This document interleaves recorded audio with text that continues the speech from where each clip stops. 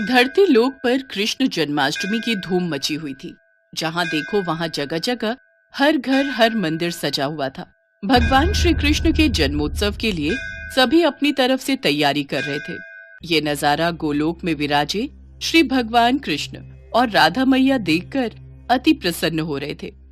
तभी श्री कृष्ण ने अपने मोर पंख को ठीक किया, कमर में बांसुरी को कसा और मुकुट पहनकर तैयार हो गए। कान्हा, कहाँ चल दिए इतना सज संवर कर? अरे राधा, आज मेरा जन्मदिन है।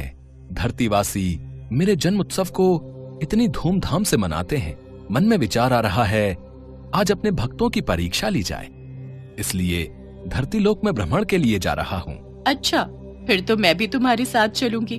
तुम्हारे बिना तो मैं अधूरा हूँ राधे।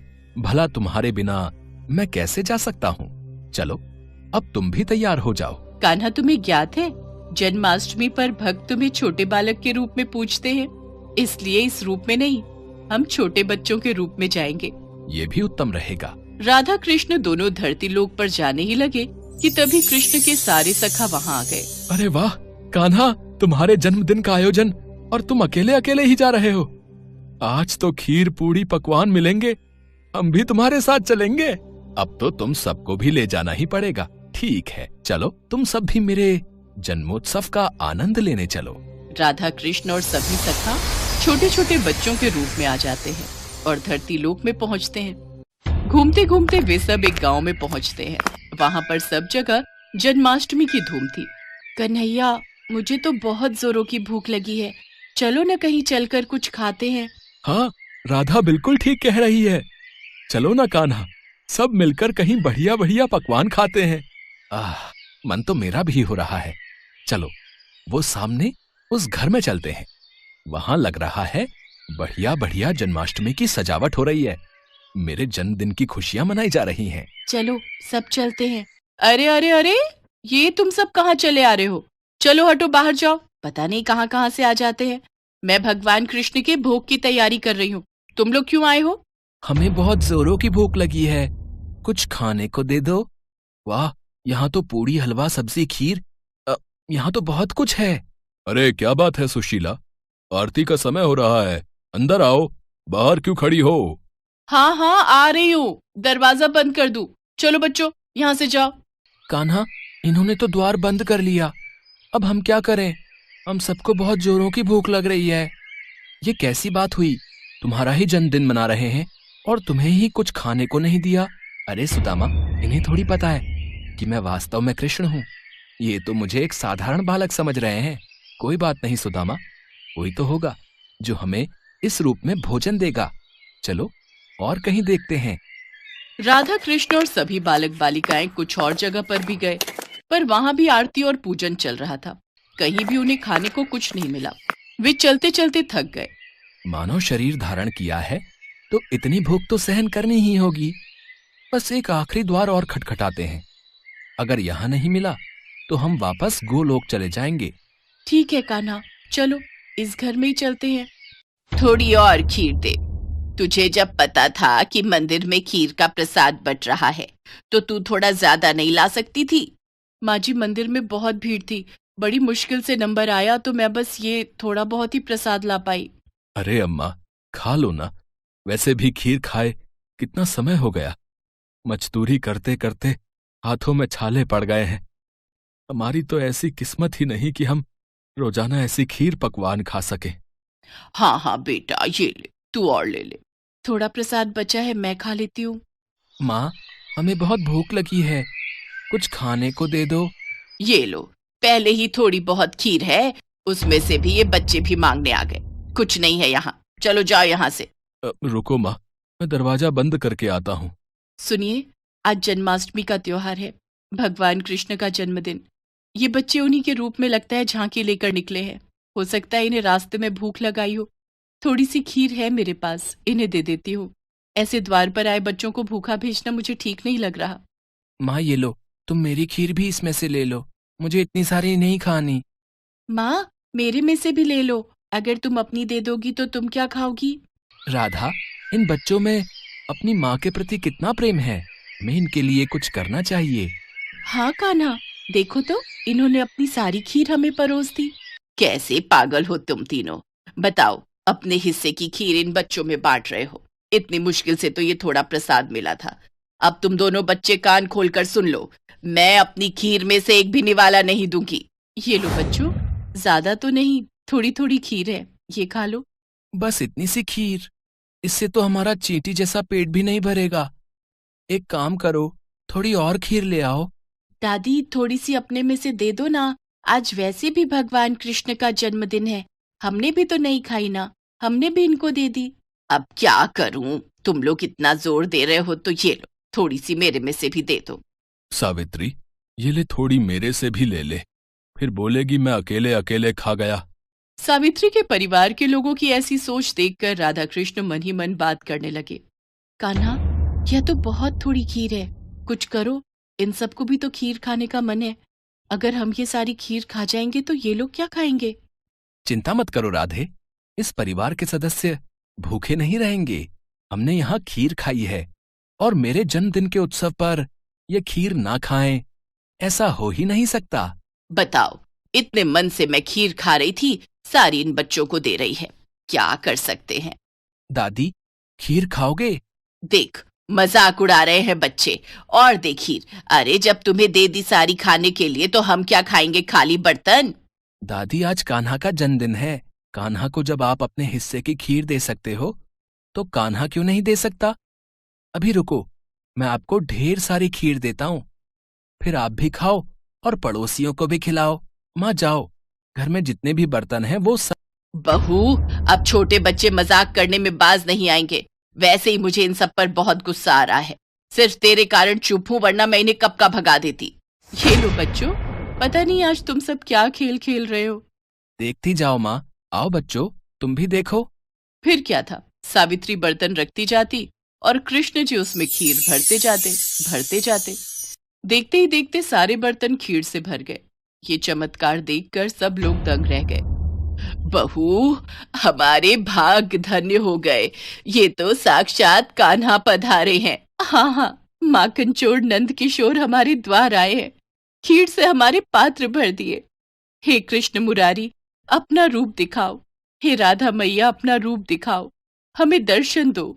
सबकी प्रार्थना सुनकर राधा कृष्ण अपने रूप में आते हैं। उनके साथ साथ सुदामा और सभी सखा भी अपने रूप में आ जाते हैं। इतना सुंदर दृश्य देखकर सावित्री और उसके परिवार में सबकी आंखों में आंसू आ जाते हैं। माँ, ये सत्य है कि जो भी भक्त भूखों को भोजन कराता है, प्यासे को पानी पिलाता है, खुद भूखा रहकर घर आए भूखे जरूरतमंद को अपने हिस्से का निवाला देता है, मैं उसकी सहायता अवश्य करता हूँ। हम तो धरती पर भक्तों की परीक्षा हेतु आए थे, और यहाँ इतने प्रेम से खीर खाकर मन प्रसन्न हो गया। कान्हा, आज जन्माष्टमी का पावन अवसर है और इन सब ने हमारी बहुत सेवा की है, तो इन्हें उस सेवा का फल हमें जरूर प्रदान करना चाहिए। हाँ राधे, अवश्य, हम इन्हें इनकी सेवा का फल जरूर देंगे। और फिर जहाँ जहाँ राधा कृष्ण ने हाथों को आशीर्वाद स्वरूप घुमाया, उस जगह धन के भंडार भर गए। सावित्री की छोटी सी टूटी फूटी झोपड़ी महल में बदल गई। उनके जीवन में सारे सुख वैभव आ गए, गरीबी और दरिद्रता दूर हो गई। सावित्री के परिवार में खुशियां देकर राधा कृष्ण और सभी ग्वाल बालों के संग वापस गोलोक लौट गए। एक बार भगवान शंकर तपस्या से उठे तो माँ पार्वती उनके पास आई और बोली, स्वामी, आप सारा दिन पर्वत पर बैठे रहते हो और मैं सारा दिन घर का कामकाज करती हूँ, भूखी प्यासी बैठी रहती हूँ। आप कुछ नहीं कमाते हो, मैं क्या खाऊं, क्या बच्चों को खिलाऊं? आपने कभी इस ओर ध्यान भी दिया कि परिवार कैसे चलेगा? माँ पार्वती की बातें भगवान शंकर ध्यान से सुन रहे थे। आप मेरी एक बात मानोगे स्वामी? मैंने तुम्हारे साथ फेरे लेते हुए 7 वचन निभाने का वादा किया था। तुम कहो तो मैं तुम्हारी बात अवश्य मानूंगा। तो फिर ठीक है, एक काम करो, आप वृंदावन चले जाओ। एक आपका अपना नंदी बैल तो है ही, और एक बैल आपका वहाँ कन्हैया से मांग लेना। कन्हैया के खेत हैं, आप वहाँ पर खेती करना और जो फसल उगे उसे ले आना, कुछ तो काम चलेगा। लेकिन एक बात का ध्यान रहे स्वामी, आप वहाँ जाकर कन्हैया से कहना कि आप खेती ऊपर की लोगे और नीचे का हिस्सा कन्हैया को देना। ठीक है देवी पार्वती, मैं अभी नंदी बैल पर बैठकर वृंदावन जाता हूँ। इसके पश्चात भगवान शंकर अपने बैल नंदी पर बैठ गए और कन्हैया जी के पास जाने लगे। रास्ते में नंदी बैल उनसे बोला, प्रभु हम जा तो रहे हैं, लेकिन ये कन्हैया बहुत चालाक है, बहुत तेज है। कोई नहीं, जो होगा सो देखा जाएगा। मैंने पार्वती को वचन दिया है कि अब मैं खेती करके ही लौटूंगा। और फिर इसके पश्चात शंकर जी अपने बैल नंदी के साथ कृष्ण जी के द्वार पहुँचे और अपना शंख बजाने लगे। शंख की आवाज सुनकर कृष्ण जी द्वार खोलते हैं तो उनके सामने भगवान शंकर खड़े थे। कृष्ण जी भगवान शंकर को प्रणाम करते हैं। भोलेनाथ आप आइए, भीतर पधारिए। अचानक कैसे आना हुआ? मुझे संदेशा भेज देते, मैं आपसे मिलने आ जाता। कन्हैया मेरा एक काम है जो केवल तुम ही कर सकते हो। हाँ हाँ बताइए, मैं आपकी किस प्रकार सहायता कर सकता हूँ? मुझे आपके खेतों पर खेती करनी है। एक बैल मेरे पास है और एक बैल आप अपना दे दो और अपने खेत पर मुझे खेती करने के लिए दे दो। क्यों मैया, आपका क्या विचार है? भगवान शंकर हमारे खेतों पर खेती करना चाहते हैं। हाँ तो कोई बात नहीं, अच्छी बात है, हमें भी बनी बनाई फसल मिल जाएगी।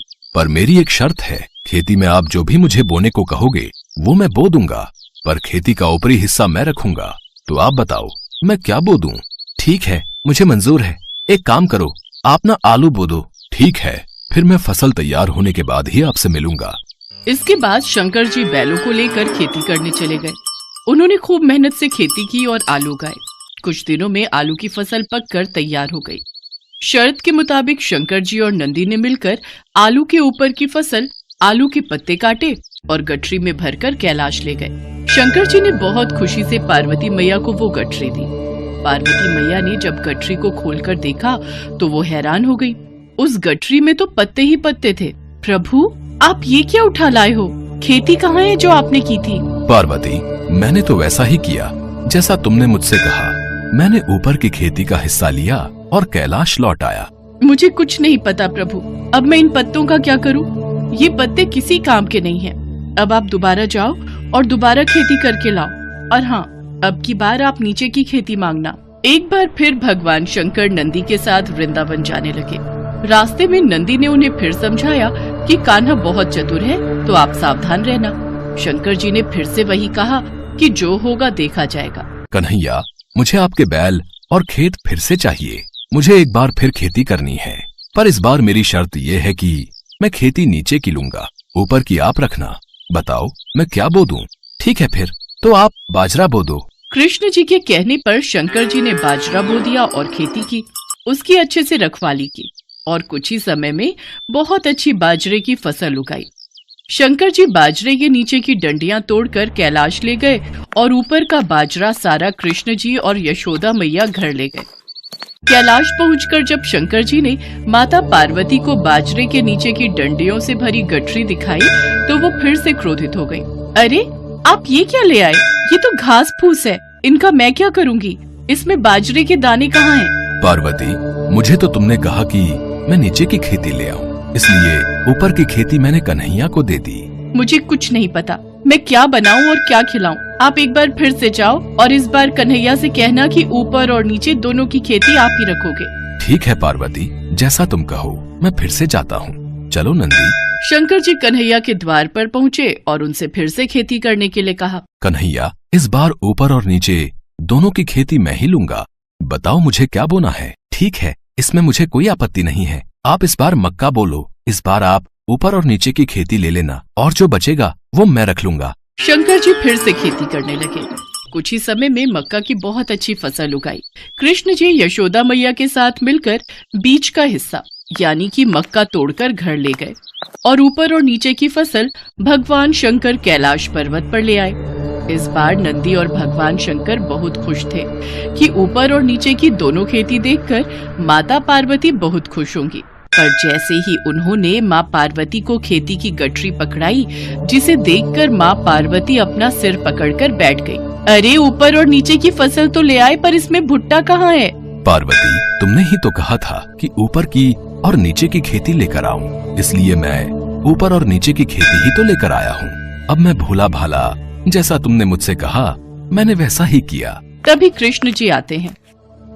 माँ पार्वती, भोलेनाथ बिल्कुल उचित कह रहे हैं। भोलेनाथ को तभी तो भक्त भोले बाबा कहते हैं। भोलेनाथ तो भाव के भूखे हैं, प्रेम से जो भी इनको कुछ भी अर्पित करता है वे ग्रहण कर लेते हैं। आप धन्य हैं भोलेनाथ। माँ पार्वती, भोलेनाथ के द्वारा की हुई खेती मैं ले आया हूँ, इसे स्वीकार कीजिए। माँ पार्वती देखती हैं कि भगवान भोलेनाथ ने तो बहुत ही बढ़िया खेती करके आलू, बाजरा और मक्का उगाया था। वो खुशी से फूली नहीं समाती। कुछ भी कहिए स्वामी, पर आपने नंदी और कान्हा के बैलों के साथ मिलकर बहुत बढ़िया खेती की है।